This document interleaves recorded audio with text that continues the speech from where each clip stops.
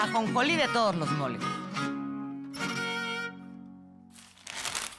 Le entramos a la ajonjolí de todos los moles. Como hoy tocó reporte de seguridad y estuvo presente el Gabinete de Seguridad en la conferencia de Palacio Nacional, los compañeros reporteros siempre tienen preguntas sobre los procesos que se les sigue a narcotraficantes mexicanos en Estados Unidos.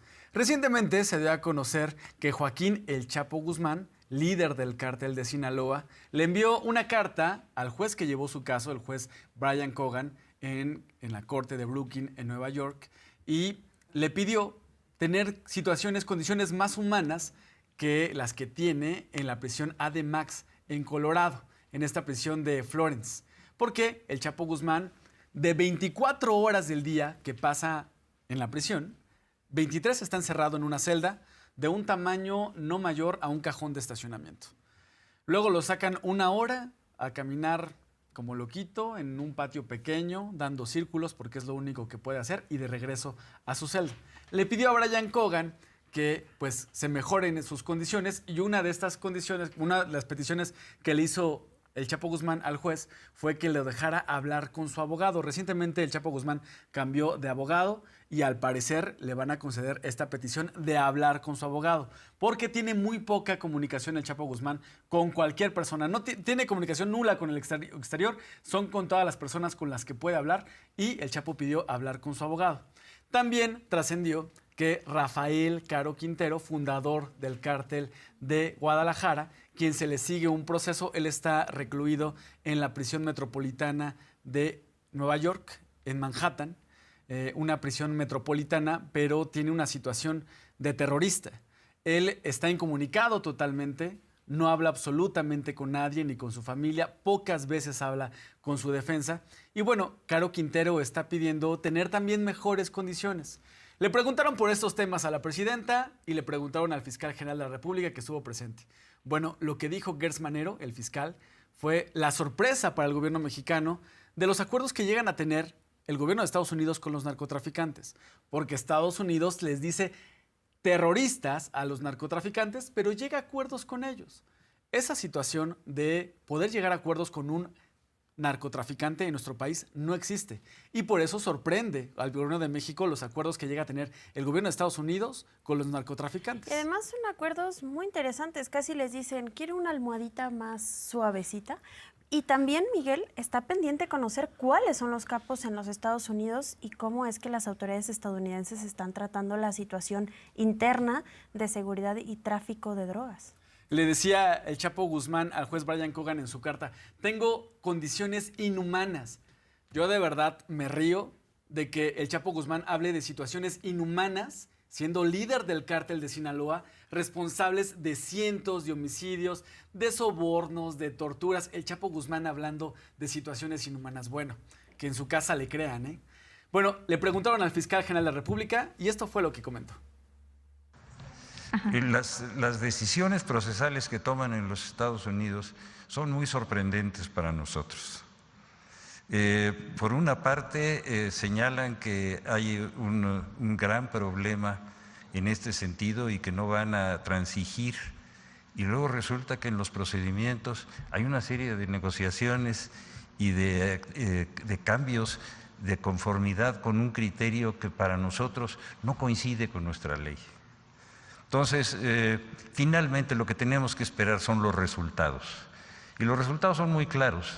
Todas esas personas, gracias a las decisiones de este gobierno, están ya pagando la deuda que tienen con los Estados Unidos, y nosotros hicimos todo lo que teníamos que hacer en México. Cómo vayan ellos desarrollando sus procesos, lo vamos a ir viendo, y en cada caso lo vamos comentando, si a usted le parece.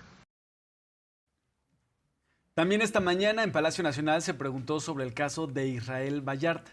El fiscal general de la República habló de que en este caso la Fiscalía estará buscando apelar la decisión que liberó a Israel Vallarta. Ya se lo habíamos planteado en esta mesa. Recordemos que Israel Vallarta tiene acusaciones por otros casos de secuestro. Sí, fue víctima de un montaje televisivo orquestado por Genaro García Luna al frente de la AFI por Carlos Loret de Mola al frente del espacio informativo de Televisa, donde se transmitió ese montaje televisivo, pero hay víctimas de secuestro que señalan a Israel Vallarta como responsable, como uno de los responsables de sus secuestros. Vamos a volver a recordarlo. Israel Vallarta y Florence Cassés no fueron liberados, no están en libertad porque se determinara que fueran inocentes. Están liberados porque se determinó que el proceso que los llevó a la cárcel está viciado. Y está viciado por este telemontaje de Carlos Loret de Mola, que por cierto está desaparecido, anda de vacaciones.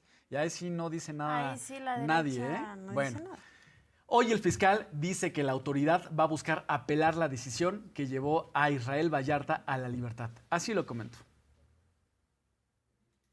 Mire usted, el delito de secuestro, después del homicidio, es el delito más grave que puede sufrir cualquier persona. En este caso particular, hay 6 personas que sufrieron un secuestro.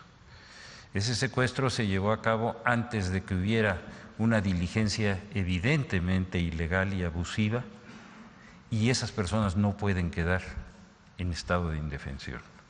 Es una obligación moral, es una obligación ética y jurídica defender a las víctimas del secuestro. Y nosotros vamos a proceder a través del recurso de apelación en la defensa de esas víctimas y en el derecho que tienen a la reparación del daño. También se preguntó sobre el caso de Alonso Ancira, el ex jefe, el ex titular, el líder de esta empresa Altos Hornos de México, que defraudó a las y los mexicanos vendiéndole a Pemex una empresa chatarra. Fieros retorcidos a un sobrecosto a Pemex cuando Emilio Lozoya estaba al frente de Pemex. Bueno, Alonso Ancira fue detenido en España, fue extraditado a nuestro país y Alonso Ancira reconoció que hubo un sobrecosto, llegó a un acuerdo con el juez de un pago de reparatorio por el daño, millones de pesos que tiene que pagarle al Estado mexicano como reparación del daño, de ese sobrecosto, de ese fraude a los mexicanos, y por eso salió en libertad. Bueno, el fin de semana trascendió que Alonso Ancira dijo: yo ya no voy a pagar nada, yo ya estoy en Estados Unidos, a ver cómo le hacen. Ayer se le preguntó a la presidenta y hoy que estuvo presente el fiscal, bueno, él fue muy claro. Se va a buscar que Alonso Ancira repare el daño. Y eso es una cosa, vamos a decirlo, las declaraciones que pueda dar Alonso Ancira sobre que no voy a pagar son declaraciones.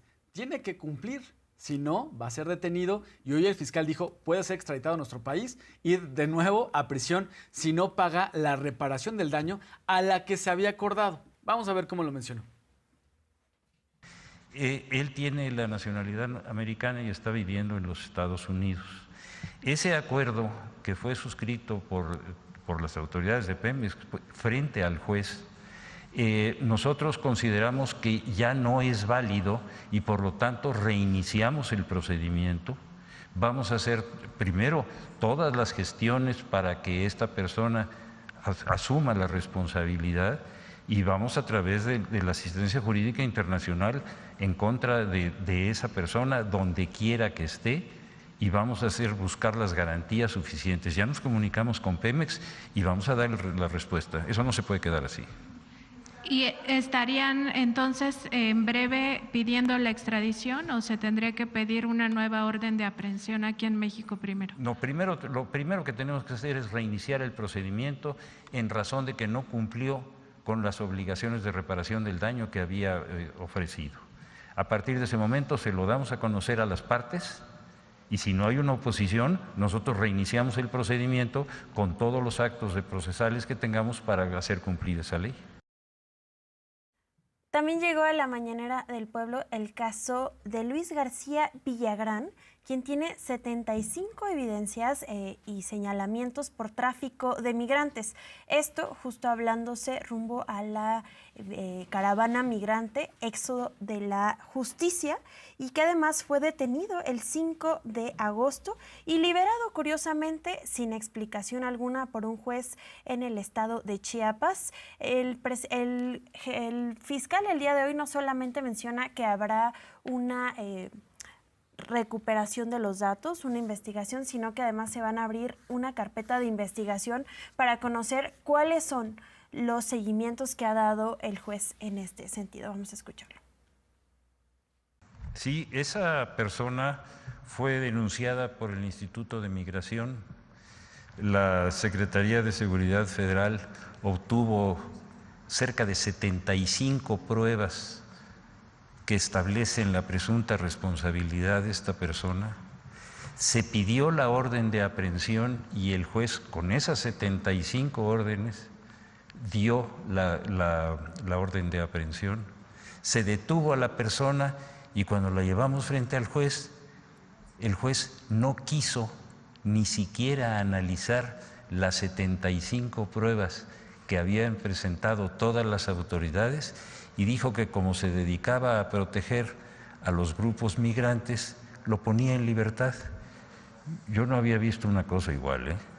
Digo, no, pero por supuesto, no solamente vamos a apelar, vamos a iniciar una carpeta. Mire, detrás de todo eso hay fortunas incalculables que están victimizando a miles de personas.